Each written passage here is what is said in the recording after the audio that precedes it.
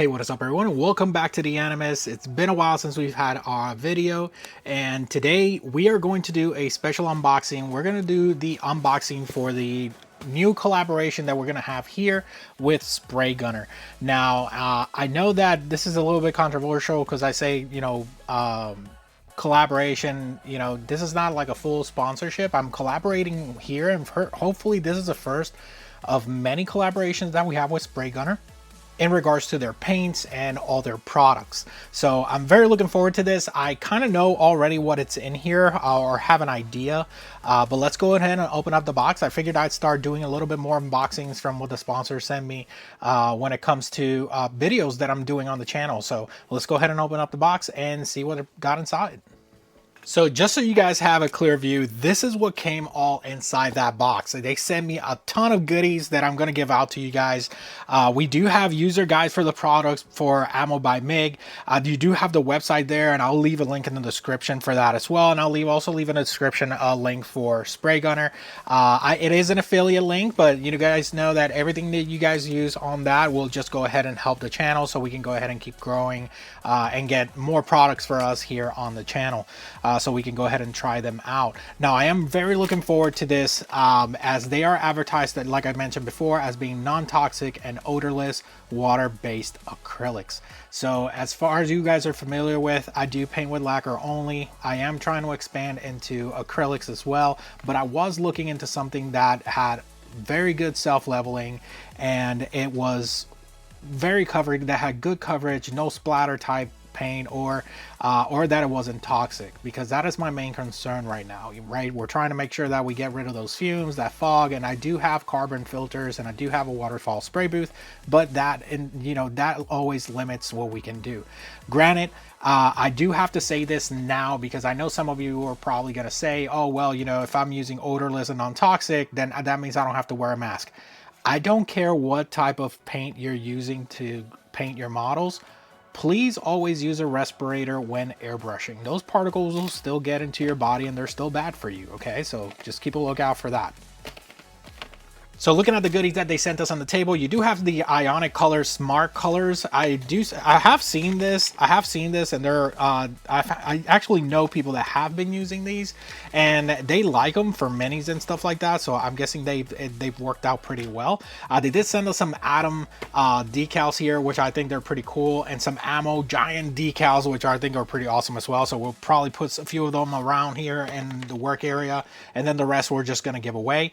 Same thing with the user guys, we're just going to give some away, keep some of them, and then with the goodies we're going to keep some and give them out to my viewers for that. So huge shout out to Ammo by MIG, and we're going to give a huge shout out to Spaygunner as well for making this collaboration happen. Now, for the colors itself, I did mention to them that, I'm into Gundams and I play a lot. I work around with model kits, not just Gunpla, but other mecha series as well. So they decided to send me their Sci-Fi Colors beginner set and the basic color set, of course, so we can go ahead and mix and match, so we can go ahead and get it ready to go.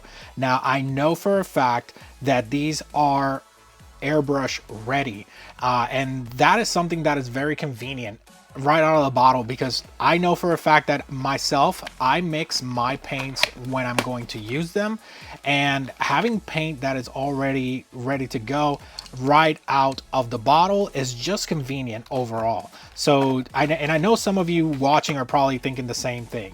We as builders, really, some people just don't like the fact that they have to mix all their paints, and they're looking for something more convenient, and that is where paints like these will go ahead and fall into line, where you can go ahead and buy them, get them out of the bottle. If you need to mix and match to create custom colors, then at that point, yes, of course, you're gonna have to use other means to go ahead and mix them, like a little jar or anything like that. But even then, if you're just doing straight paint with the model itself, then all you need to do is go ahead and grab it, pour it on your airbrush, and spray away.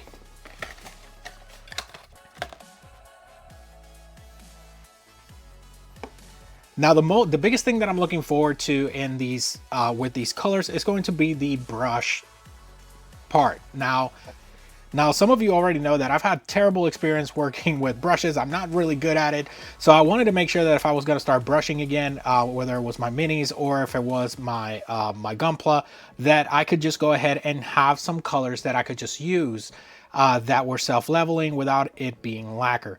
Again, you know, wearing a respirator and everything is great, but having those fumes and having all that toxicity when I'm brushing, it's just terrible overall. So I didn't want to have to deal with that right out of the box. Now, again, you know, these bottles are 20 milliliters, so they're not that big, but they're not that small either. I would say that if you're painting a model, you should be good to paint like a straight paint a model. But if you're building something more like a perfect grade or a 160 scale, something that is on the larger scale, like the perfect grade Exia that I just built, then at that part you might want to go ahead and buy 2 sets of the paints just to be sure that you don't run out. So for the basic colors here, we do have other colors as well. I believe we do have all the major colors. We do have green, we do have white, we have yellow, and then we have blue, which is the same one.